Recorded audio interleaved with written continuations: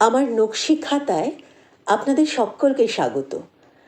আজ যে গল্পটি পড়ব তার নাম রূপা, লেখা হুমায়ুন আহমেদ। ভাই, আপনি কি একটা ইন্টারেস্টিং গল্প শুনতে চান?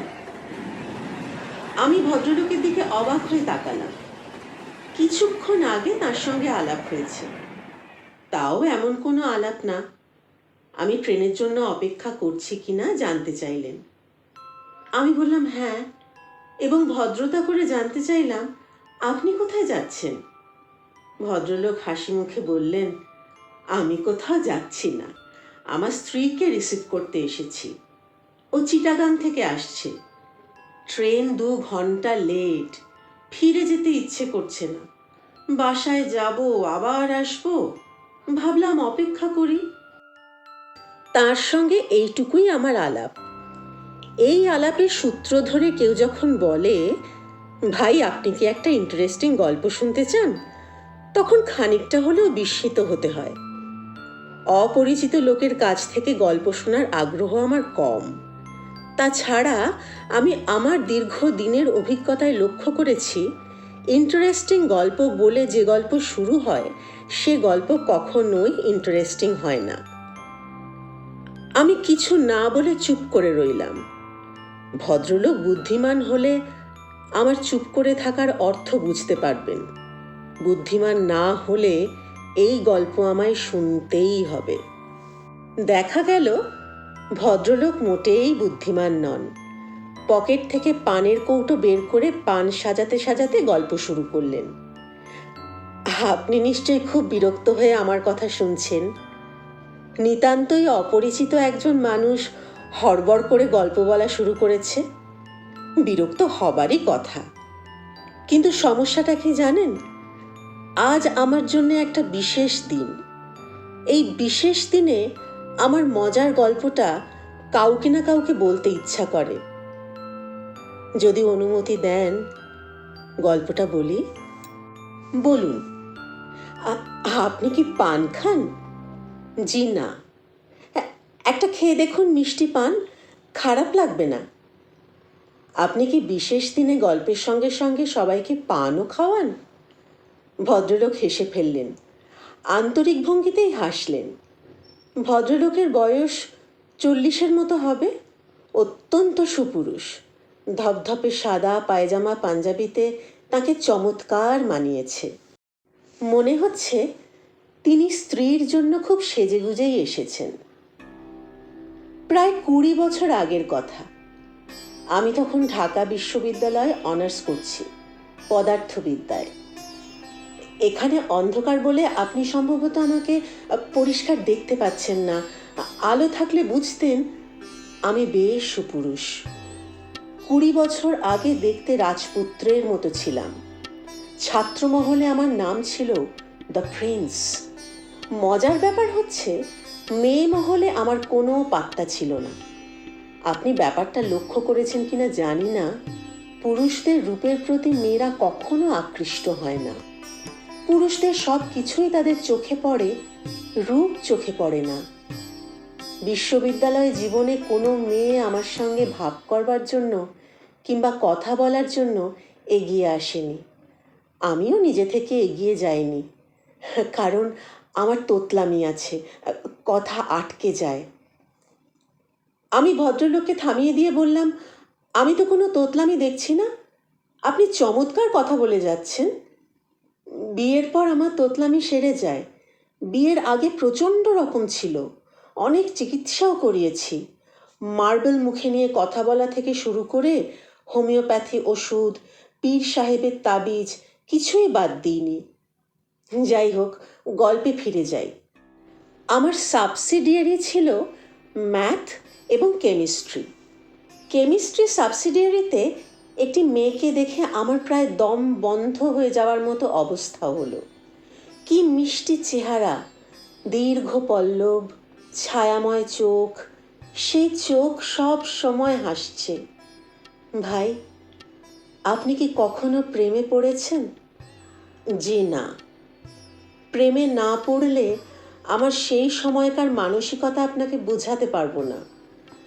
আমি প্রথম দিন মেয়েটিকে দেখেই পুরোপুরি অসুস্থ হয়ে পড়লাম। সারা রাত ঘুম হলো না। প্রচণ্ড পানির পিপাসায় একটু পরপর গলা শুকিয়ে যায়। পানি খাই আর মহসিন হলের বারান্দায় হাঁটাহাঁটি করি। সপ্তাহে আমাদের দুটা মাত্র সাবসিডিয়ারি ক্লাস।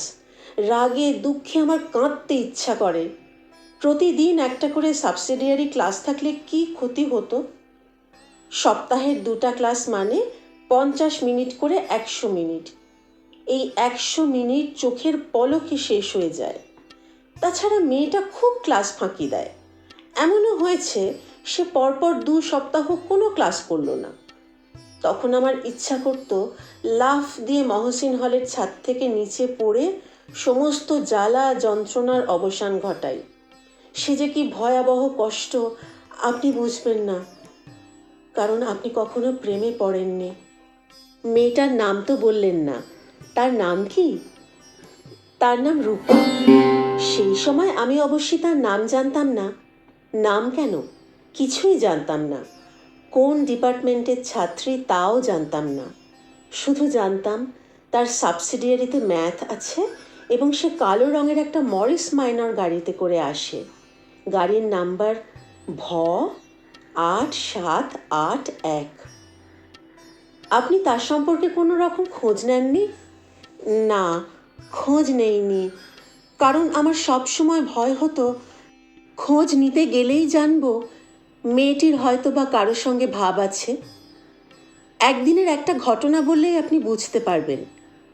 সাবসিডিয়ারি ক্লাসের শেষে আমি হঠাৎ লক্ষ্য করলাম মেয়েটা হেসে হেসে একটা ছেলের সঙ্গে গল্প করছে। আমার সমস্ত শরীর কাঁপতে লাগলো। মনে হলো আমি অজ্ঞান হয়ে পড়ে যাব। সব ক্লাস বাদ দিয়ে হলে চলে এলাম এবং কিছুক্ষণের মধ্যেই সমস্ত শরীর কাঁপিয়ে আমার জ্বর এসে গেল। আশ্চর্য তো, আশ্চর্য তো বটেই। পুরো 2 বছর আমার এইভাবেই কাটলো। পড়াশোনা মাথায় উঠল। তারপর একদিন অসীম সাহসের কাজ করে ফেললাম। মরিস মাইনার গাড়ির ড্রাইভারের কাছ থেকে বাড়ির ঠিকানা জেনে নিলাম। তারপর মেয়েটিকে সম্বন্ধহীন একটা চিঠি লিখলাম। কি লিখেছিলাম এখন আর মনে নেই, তবে চিঠির বিষয়বস্তু হচ্ছে আমি তাকে বিয়ে করতে চাই। তাকে রাজি হতেই হবে। রাজি না হওয়া পর্যন্ত আমি তাদের বাড়ির সামনে না খেয়ে পড়ে থাকব, যাকে পত্রিকার ভাষায় বলে আমরণ অনশন। গল্পটা কি আপনার কাছে ইন্টারেস্টিং মনে হচ্ছে? হ্যাঁ হচ্ছে। তারপর কি হলো বলুন? চিঠি ডাকে পাঠিয়ে দিলেন? না, নিজেই হাতে করে নিয়ে গেলাম। ওদের বাড়ির দারোয়ানের হাতে দিয়ে বললাম, এই বাড়ির একজন আপা আছেন না, ইউনিভার্সিটিতে পড়েন, তার হাতে দিয়ে এসো। দারোয়ান লক্ষ্মী ছেলের মতো চিঠি নিয়ে চলে গেল এবং কিছুক্ষণের মধ্যেই ফিরে এসে বলল, আপা বলেছেন তিনি আপনারে চিনেন না। আমি বললাম, তিনি ঠিকই বলেছেন, তবে আমি তাকে চিনি, এটাই যথেষ্ট। এই বলে আমি গেটের বাইরে খুঁটি গেড়ে দাঁড়িয়ে গেলাম। বুঝতেই পারছেন নিতান্তই পাগলের কাণ্ড। সেই সময় মাথা আসলেই বেঠিক ছিল, লজিক নষ্ট হয়ে গিয়েছিল। যাই হোক, সকাল 9টা থেকে বিকেল 4টা পর্যন্ত কোনো রকম ঘটনা ছাড়াই গেটের সামনে দাঁড়িয়ে রইলাম। লক্ষ্য করলাম দোতলার জানালা থেকে মাঝে মধ্যে কিছু কৌতূহলী চোখ আমাকে দেখছে। বিকেল 4টায় এক ভদ্রলোক বাড়ি থেকে বের হয়ে কঠিন গলায় বললেন, যথেষ্ট পাগলামি করা হয়েছে, এখন বাড়ি যাও। আমি তার চেয়েও কঠিন গলায় বললাম, যাব না। পুলিশে খবর দিচ্ছি, পুলিশ এসে তোমাকে ধরে নিয়ে যাবে। কোনো অসুবিধে নেই, খবর দিন। ইউ রাস্কেল, মাতলামি করার জায়গা পাও না? গালাগালি করছেন কেন? আমি তো আপনাকে গালি দিচ্ছি না।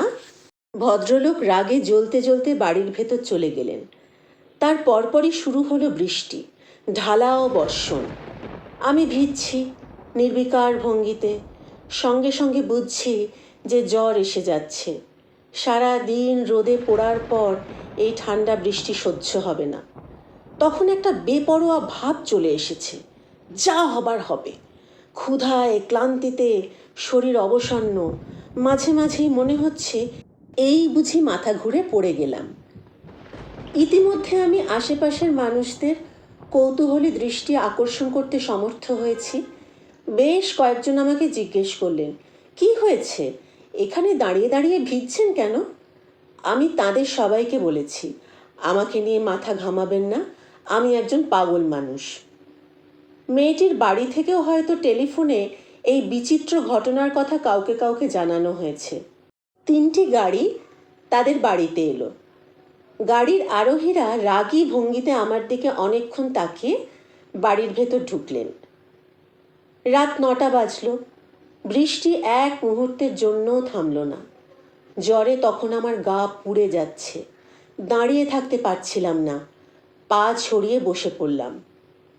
দারোয়ান এসে আমাকে ফিসফিস করে বলল, সাহেব পুলিশ আনতে চাইতেছে, বড় আফা রাজি না। বড় আফা আপনের অবস্থা দেখা খুব কান্তাসে, টাইট হইয়া বইয়া থাকেন। আমি টাইট হয়ে বসে রইলাম। রাত 11টা বাজল। ওদের বাড়ির বারান্দায় বাতি জ্বলে উঠল। বসার ঘরের দরজা খুলে মেয়েটি বের হয়ে এলো। মেয়েটির পেছনে পেছনে ওদের বাড়ির সব কজন মানুষ। ওরা কেউ বারান্দা থেকে নামলো না। মেয়েটি একা এগিয়ে এলো, আমার সামনে এসে দাঁড়ালো এবং অসম্ভব কোমল গলায় বলল, কেন এমন পাগলামি করছেন? আমি হতভম্ব হয়ে তাকিয়ে রইলাম, কারণ এই মেয়ে সেই মেয়ে নয়, অন্য একটি মেয়ে। একে আমি কোনো দিন দেখিনি। মরিস মাইনার গাড়ির ড্রাইভার আমাকে ভুল ঠিকানা দিয়েছে, হয়তো ইচ্ছে করেই দিয়েছে। মেয়েটি নরম গলায় বলল, আসুন, ভেতরে আসুন, টেবিলে খাবার দেয়া হয়েছে, আসুন তো।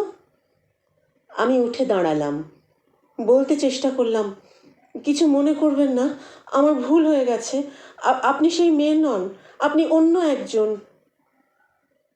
মেয়েটির মমতায় ডুবানো চোখের দিকে তাকিয়ে এই কথা বলা সম্ভব হলো না।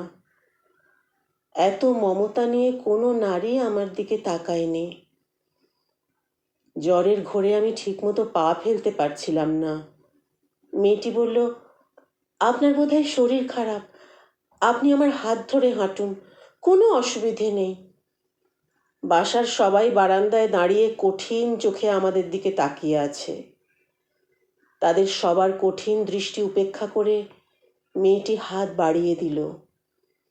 যে গভীর ভালোবাসায় হাত বাড়ালো, সে ভালোবাসাকে উপেক্ষা করার ক্ষমতা ঈশ্বর মানুষকে দেননি।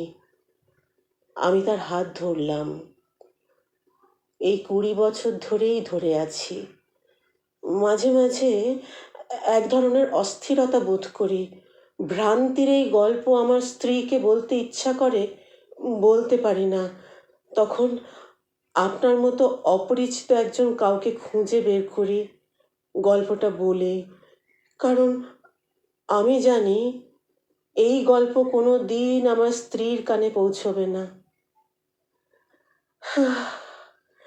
আচ্ছা ভাই, উঠি, আমার ট্রেন এসে গেল।